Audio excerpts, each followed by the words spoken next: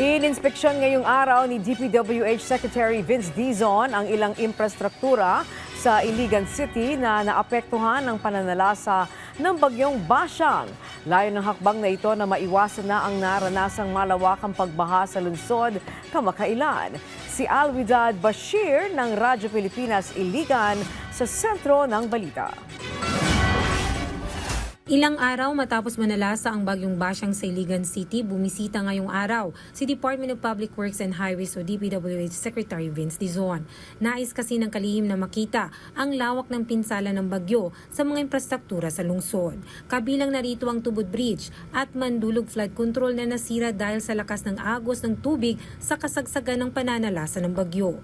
Layunin din ang sinasagawang inspeksyon na makabuo ng plano at mga hakbang para maiwasan na maulit ang malawakang pagbaha sa lungsod.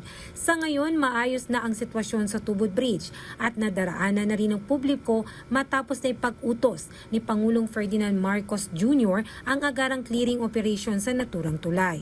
Una nang nagdeklara ng state of calamity ang lungsod ng Iligan dahil sa lawak ng pinsala ng bagyong Basyang.